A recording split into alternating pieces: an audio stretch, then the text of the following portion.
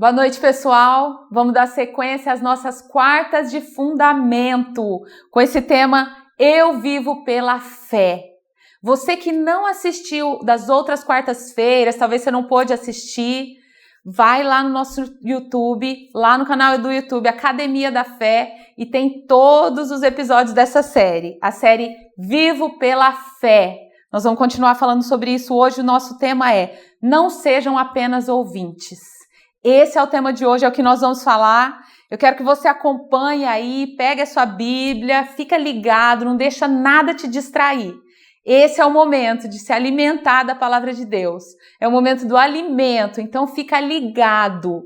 Não deixe que nada tire a sua atenção. Então esse é o nosso tema. Não sejam apenas ouvintes. Na verdade é um versículo, né? Tá lá em Tiago, é o nosso versículo-chave, Tiago, no capítulo 1. Eu gostaria que vocês abrissem aí também, se você tiver a sua Bíblia perto ou no aplicativo pelo celular, abra sua Bíblia, acompanhe junto, tá? Para que isso fixe mais ainda. Tiago, capítulo 1.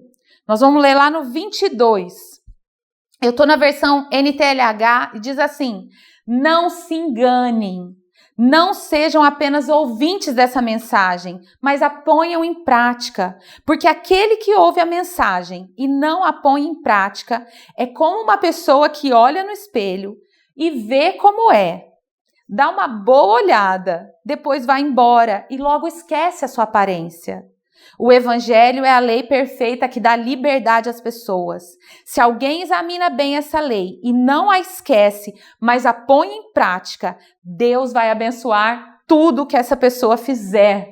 Olha isso, o final ainda vem com essa recompensa. Na versão NVI, se você não tiver aí, pode me ouvir, eu vou ler só o final, diz assim: o homem que observa atentamente a lei perfeita, que traz a liberdade, e ele persevera na prática dessa lei, não se esquecendo do que ouviu, mas praticando, ele será feliz naquilo que fizer. Aqui fala sobre a felicidade. Ele será feliz naquilo que ele fizer, se ele praticar. É interessante porque o ouvir, a gente sabe disso, a Bíblia diz, a fé vem pelo ouvir. Mas aqui está falando sobre nós não somente ouvirmos. Vem essa fé pelo ouvir, mas nós não podemos parar aí no ouvir. Nós precisamos praticar. E essa prática fala de um ato contínuo. Olha que interessante. Esse ouvir também, para vir a fé, também é um ato contínuo. Eu preciso ouvir e continuar ouvindo para que venha essa fé. E a prática também é um ato contínuo. Eu preciso estar constantemente, eu estou ouvindo a palavra e colocando em prática. É um ato contínuo. E é interessante aqui que fala que aquele que não pratica, ele é semelhante ao homem que se vê no espelho. Ele vê a sua imagem ali no espelho. E quando ele sai, logo ele esquece aquela aparência dele. A gente se olha no espelho, um pouquinho depois que você sai, você não lembra mais como você é. Você não lembra mais de você fisicamente. Ou seja, é algo momentâneo, dura por algum momento só. E é isso que o Senhor está nos alertando aqui. E é interessante que fala assim, ó, não se enganem, isso é um engano. Você fazer algo que é momentâneo ali. Eu ouço a palavra momentaneamente, durante um encontro, durante uma reunião, eu ouço a palavra. E se eu saio dali e não pratico, é como se eu tivesse simplesmente olhado no espelho e saído de perto do espelho. Que nós não sejamos assim. Olha que perda de tempo, na verdade. Olha que coisa que não surte nenhum efeito, não produz nenhum fruto em mim. Eu gasto tempo ouvindo a palavra e depois eu não pratico aquilo que eu ouvi. Aquilo não se torna realidade. Porque o que o Senhor quer é que essa palavra ela esteja tão entranhada dentro de nós, faça tão parte de nós, que é a nossa identidade, é quem nós somos. Faz parte de quem nós somos, não tem como a gente fugir daquilo, porque é quem nós somos. Eu queria até traçar um paralelo aqui para vocês entenderem isso da prática. É como quando o Senhor fala da salvação, que ele fala lá em Efésios, nós somos salvos pela graça, isso é um dom de Deus, através da fé nós recebemos, não vem de nós, não é por causa das nossas obras, para que ninguém se glorie. E a gente pensa, que bom, é pela graça, é por causa de um ato de Jesus, eu recebo isso em fé, e não preciso fazer nada? Não é pelas obras? Mas aí a gente completa, a gente vai lá para Tiago, que é onde a gente está, e Tiago fala assim, a fé sem obras é morta, precisa das obras. Mas como é isso? É o resultado. Ali é o fruto. Eu recebi a salvação através da fé, por causa da graça, por causa do sacrifício de Jesus. E aí o fruto disso, o que mostra que eu recebi essa graça através da fé, o fruto disso são as minhas obras. O Senhor disse que Ele preparou as boas obras antes da fundação do mundo, para que nós andássemos nelas.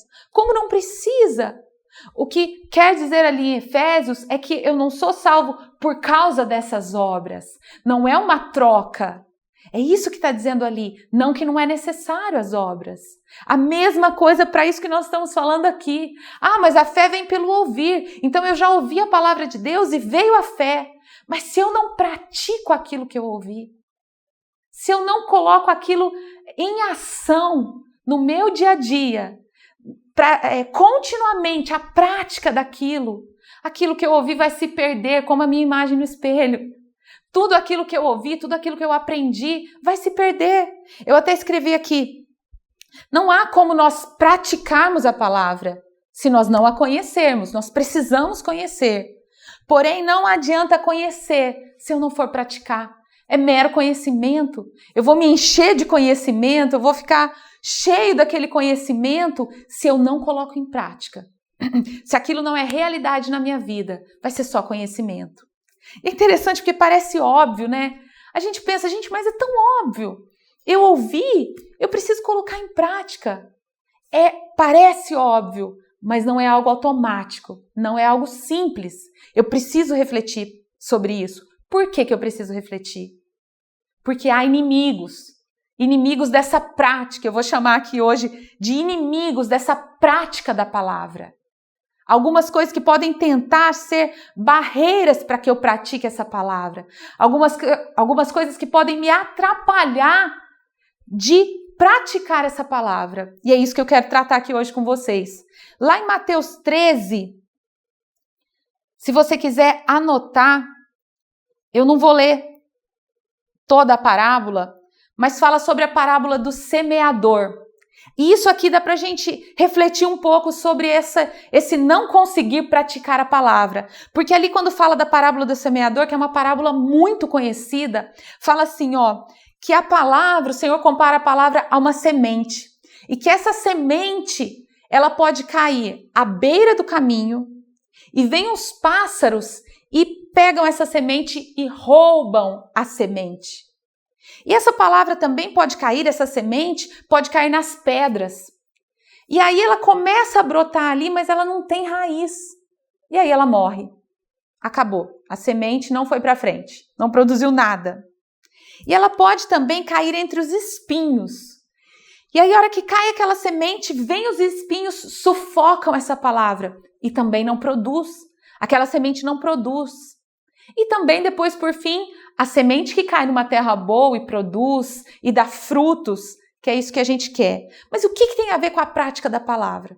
Olha que interessante, aqui está falando de 3 situações em que não vai ter a prática da palavra. Vai ouvir a palavra, mas ela vai cair na rocha, ela vai cair entre os espinhos, ou essa palavra vai ser roubada. Então aqui já está mostrando 3 inimigos dessa prática da palavra. Esse que cai à beira do caminho e vem os pássaros e roubam. Eu coloquei os 3 com M, até para ficar bem didático, assim, para a gente se lembrar. Esse que cai à beira do caminho e vem os pássaros e roubam. O que é isso? É o maligno. A Bíblia fala dessa forma, é o maligno. Ele vem e rouba a palavra. Você não coloca em prática, porque você ouve a palavra e vem o maligno e rouba a palavra do nosso coração. E a gente não consegue colocar em prática. O segundo também é mente. Fala que cai sobre a rocha, não tem raiz.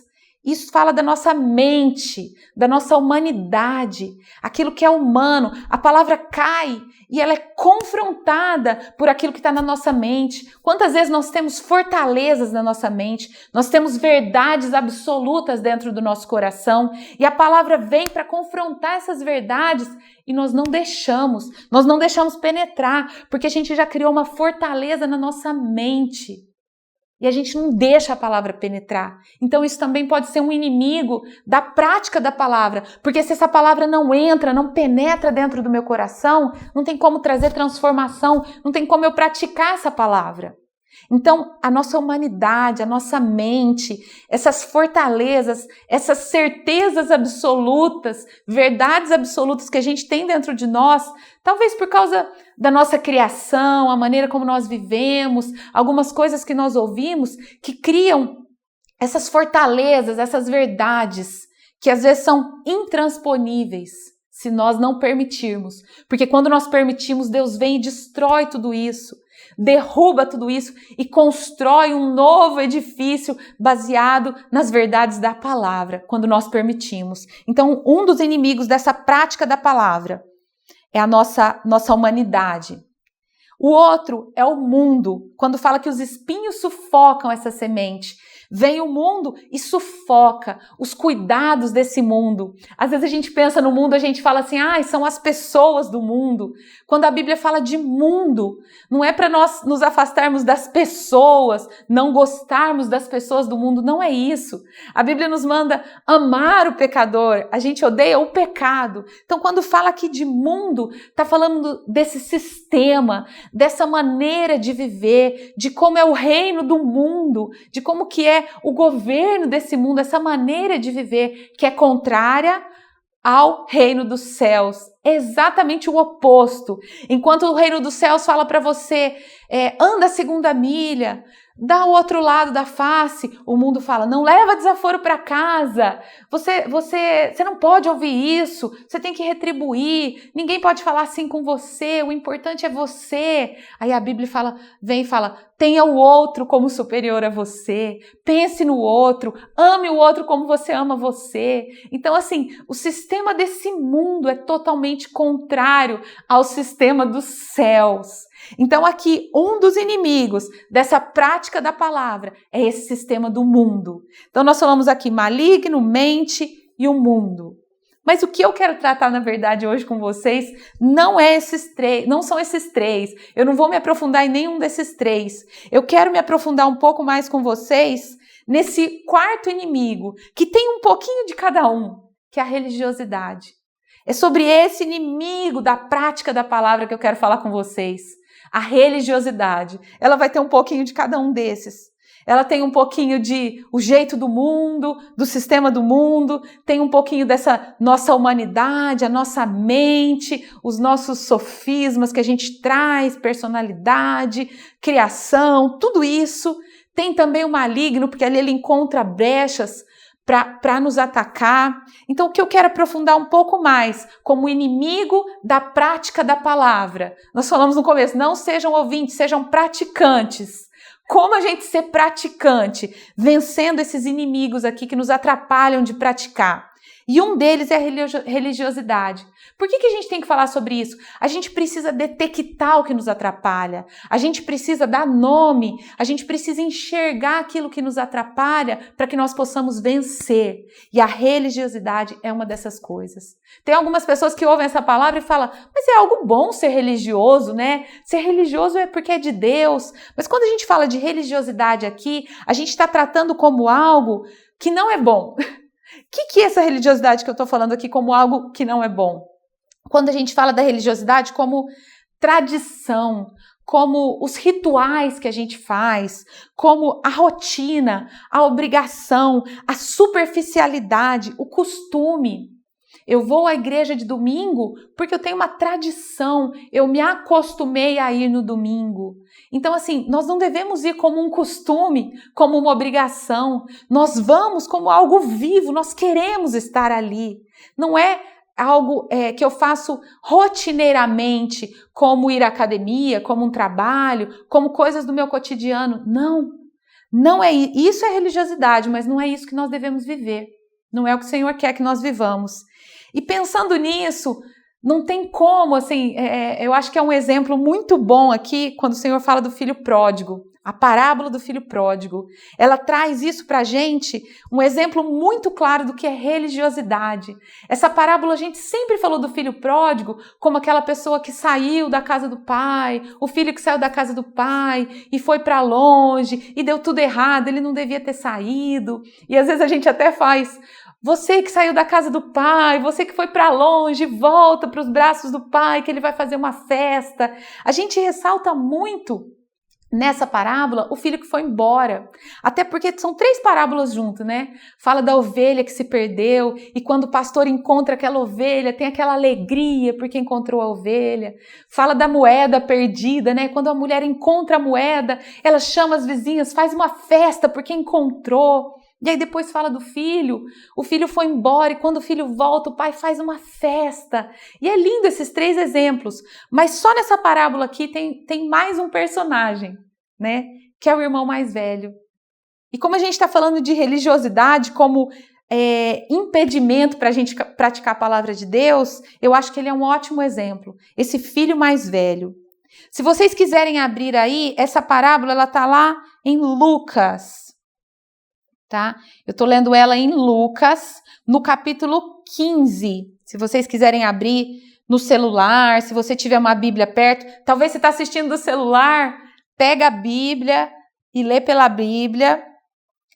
Lucas 15, tem as 3 parábolas que eu falei para vocês, mas lá no finalzinho, lá no 29, só para a gente falar desse filho mais velho, que é o exemplo que eu quero usar aqui. Diz assim: ele respondeu para o pai: olha, todos esses anos eu tenho trabalhado como um escravo ao teu serviço, eu nunca desobedeci às tuas ordens, mas tu não me deste nem um cabrito para eu festejar com os meus amigos, mas quando volta para casa esse teu filho, que esbanjou os teus bens com prostitutas, você mata um novilho gordo para ele? E diz o pai: meu filho. Esse meu filho aqui é como se dissesse: você não entendeu nada, meu filho, você está sempre comigo e tudo que eu tenho é teu. Mas nós tínhamos que celebrar a volta desse teu irmão que estava morto e voltou, alegrar-nos com ele, porque ele voltou à vida, estava perdido e foi achado. Bom, o que a gente pode aprender aqui com esse filho? Olha que interessante, né? Na nossa humanidade, se nós lemos esse texto aqui, a gente pensa assim, ele tem um pouco de razão, né? Quando a gente ouve aqui, a gente pensa assim, se a gente se coloca no lugar dele, a gente pode pensar, ele tem um pouco de razão, né? Poxa, o irmão gastou todo o dinheiro, aí volta, tem uma festa para ele, eu tô aqui todo certinho, sirvo meu pai. Algumas traduções falam, eu te sirvo há tanto tempo e te obedeço. Parece mesmo que ele é o filho bonzinho e o outro é o filho ruim. Mas para a gente entender bem o que é religiosidade, a gente começa a analisar esse comportamento dele, a gente percebe que de cara ele quebra os 2 mandamentos que o Senhor falou. Toda a lei se resume nesses 2 mandamentos. Amar a Deus sobre todas as coisas e o seu próximo. E olha que interessante, quem que é Deus aqui nessa parábola? O Pai é Deus. Está representando aqui, o Pai está representando Deus.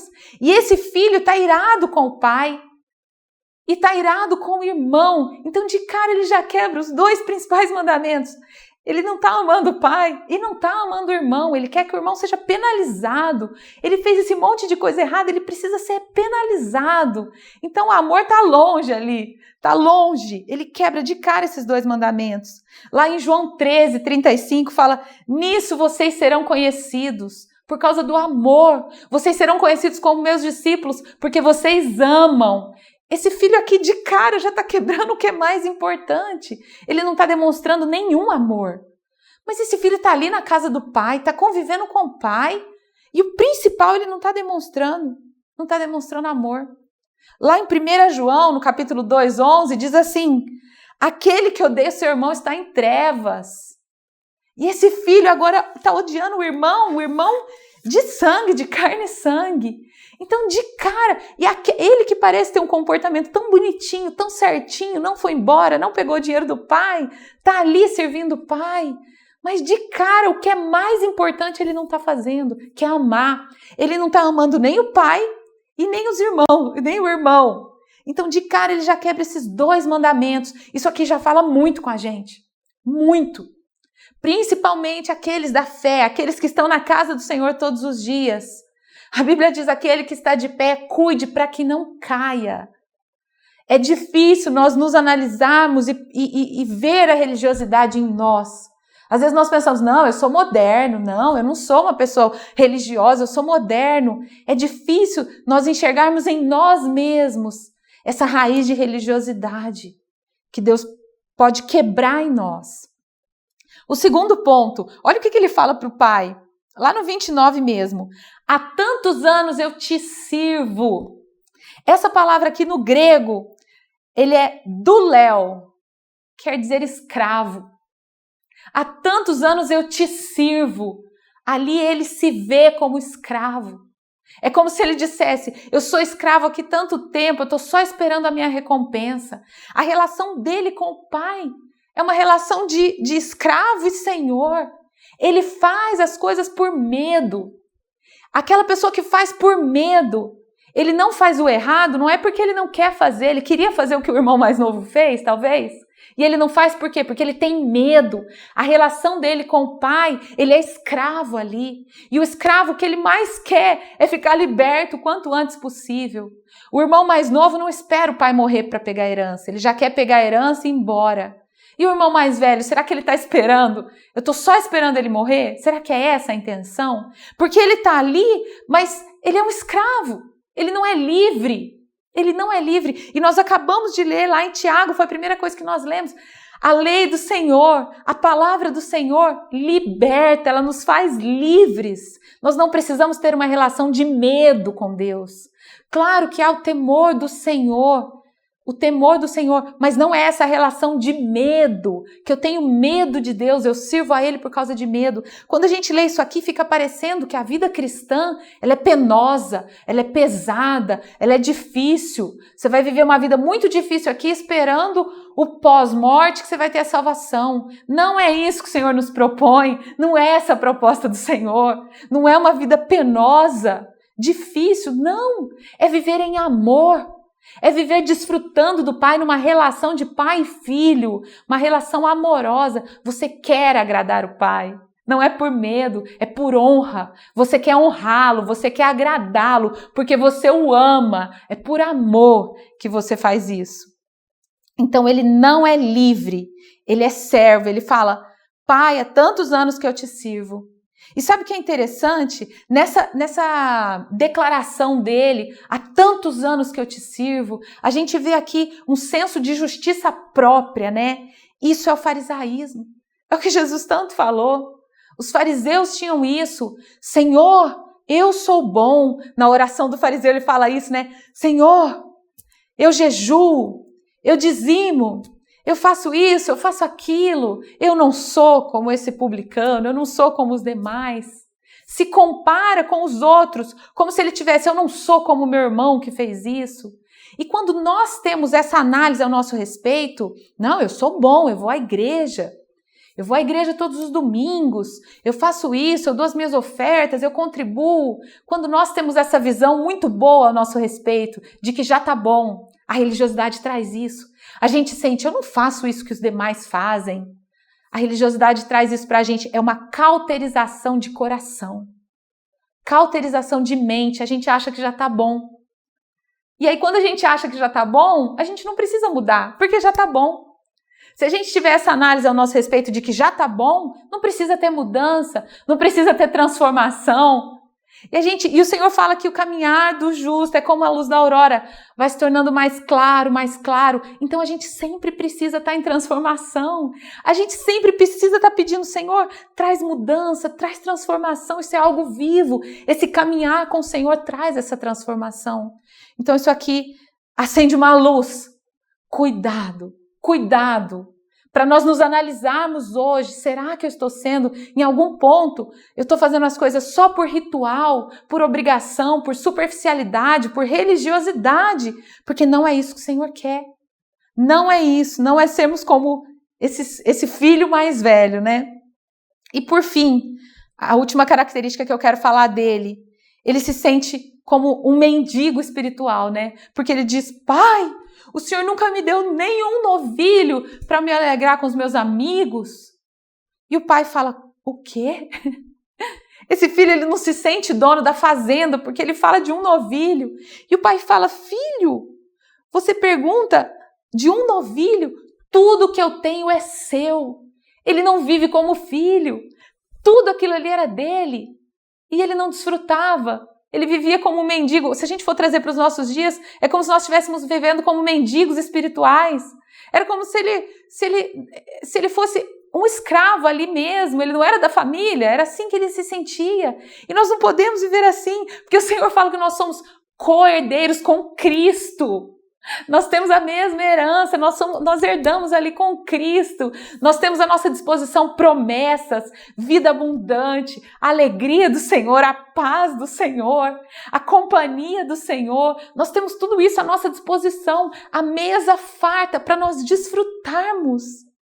E além de todas essas bênçãos à nossa disposição, nós temos a presença dele. Esse filho mais velho não desfrutava dessa presença. Ele não tinha essa comunhão com o pai. É tão interessante nós pensarmos isso, porque a religiosidade, ela é um engano e ela vem como uma cegueira. Às vezes nós podemos até falar sobre isso, saber como que é, mas se nós não avaliarmos dentro de nós, será que eu não estou vivendo dessa forma e não percebi, eu não notei? Porque pode ser enganoso e silencioso essa cauterização do nosso coração. E depois que cauteriza, vira pedra, é difícil quebrar.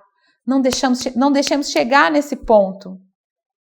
E depois, eu falei dos inimigos, né, do que nos atrapalha de ter essa prática da palavra. E quais são os amigos dessa prática? O que eu posso fazer? Quais são os facilitadores para que eu consiga não somente ouvir, porque senão eu estou perdendo tempo. Se eu estou indo ali aos encontros, eu ouço, vou embora e não faço, não pratico, eu estou perdendo meu tempo. Essa é a verdade. Então, o que pode me ajudar para que eu tenha essa prática? Relacionamento com o Senhor. Comunhão com o Espírito Santo de Deus, comunhão, diálogo, conversa com Ele. Essa vida de oração é falar com o Senhor. Se é relacionamento, precisa ter esse diálogo. Bíblia, leitura da Bíblia, sabe? Tá ali lendo, refletindo, degustando aquilo ali. Intimidade, adoração. E eu coloquei algo aqui que é estar aos pés de Jesus. A gente ficar como Maria ali. Marta ficava preocupada com as coisas e Maria estava ali aos pés de Jesus, olhando para Jesus o tempo todo, querendo cada palavra de Jesus. Ela queria saborear, ela queria aprender. É assim que nós devemos estar. Na religiosidade, eu posso ir só de domingo e pronto. Eu já fiz a minha parte. Na religiosidade, é só aquilo que é obrigação. Mas no relacionamento, o Senhor não quer religião. A nossa religião é uma pessoa, a nossa religião é Jesus. Ele é a nossa religião. No relacionamento, a gente quer ficar 24 horas aos pés dele. Não de domingo, mas todos os dias. Eu quero ficar ali me degustando do que ele fala. Eu quero aprender, eu quero ser como ele. Eu quero aprender com ele para fazer como ele fazia, como ele foi aqui na terra. Eu quero ser também. Aprender. Isso é o que vai me levar à prática. Vida com Deus, vida de oração, vida de comunhão, estar aos pés de Jesus, escolher o Senhor, colocar Ele na primazia, Ele é o primeiro, Ele é a prioridade.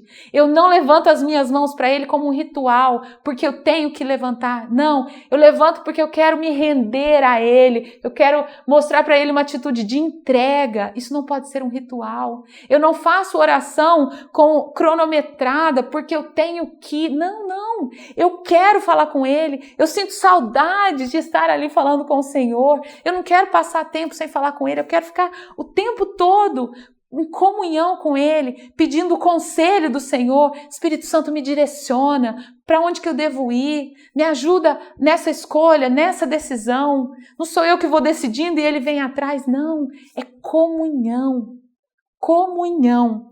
O contrário dessa religiosidade é profundidade, porque a religiosidade é superficial, é só ali no raso, na superfície. O contrário disso, essa vida de comunhão, de adoração, de intimidade, de oração, é profundo, vai fundo, traz transformação, traz essa prática da palavra, o viver a palavra continuamente, porque é quem eu sou. A gente fica tão entranhado ali conosco, essa convivência com Jesus, a ponto que se alguém te perguntar, você é a favor da pena de morte? Você precisa pensar, peraí, Jesus, eu sou? Não, não é, a gente ama a vida. Não, eu não sou. Então, assim, já é você com ele, tudo junto, misturado. É isso que o Senhor quer, essa profundidade.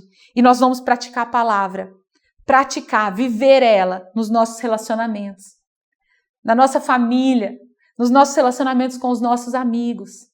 Vai refletir, porque o nosso coração vai estar cheio, a nossa boca, aquilo que nós falamos, vai refletir aquilo que nós aprendemos, porque é profundo, porque é dentro, as nossas práticas diárias, os nossos hábitos, você está no trânsito, você está ali, aquilo tem que ser real na sua vida, não pode ser simplesmente ouvir, tem que ser real nas práticas do dia a dia, nos hábitos do dia a dia, no caráter, na identidade, quem nós somos. Se essa palavra não está refletida em quem nós somos, no nosso caráter, naquilo que nós falamos, não pode ser vazio.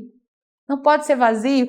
Tem que ter essa profundidade na transformação da nossa mente também.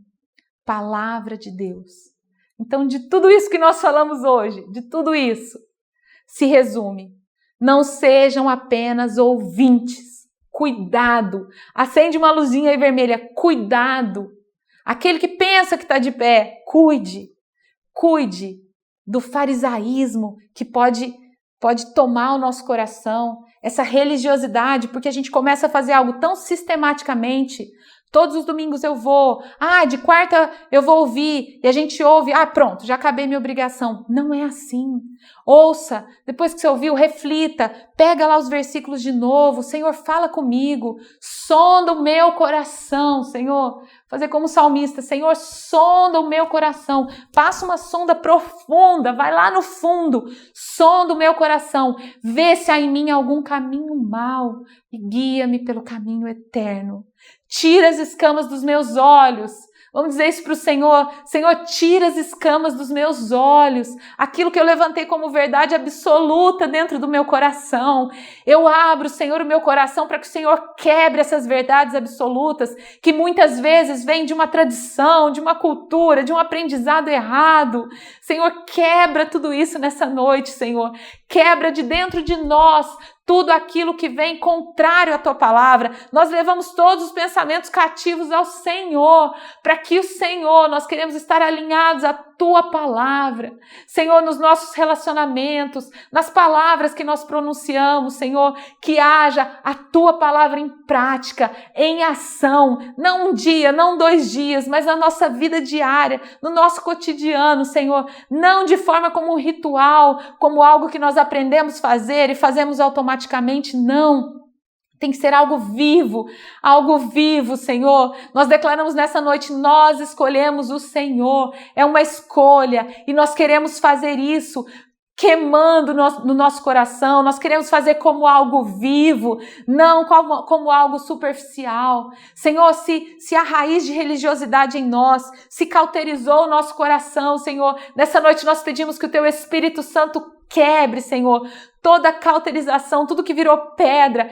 Quebra, Senhor, quebra, pois nós não queremos mais viver na superfície, nós queremos nos aprofundar, Senhor, nós não queremos ser meros ouvintes, nos enganando a nós mesmos, nós queremos ser praticantes da sua palavra, nós queremos refletir Jesus através da nossa vida, através das nossas atitudes, através das nossas palavras, refletir Jesus, que seja assim, Senhor, que seja assim, que essas palavras de hoje, Senhor, possam possam penetrar nos corações e que esses corações sejam terra boa. Que o maligno não roube essa palavra, não roube essa semente. Que os cuidados desse mundo não roubem essa semente.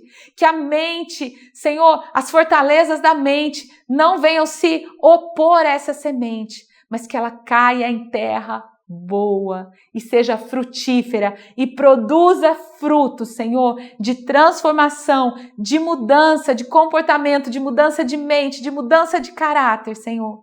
Eu oro e peço a Ti, Senhor, em nome de Jesus, em nome de Jesus. Amém, amém. E vocês que não ouviram os outros episódios dessa série maravilhosa, Vivo pela Fé, busca lá no nosso canal do YouTube, tá bom? Boa noite para vocês, Deus abençoe.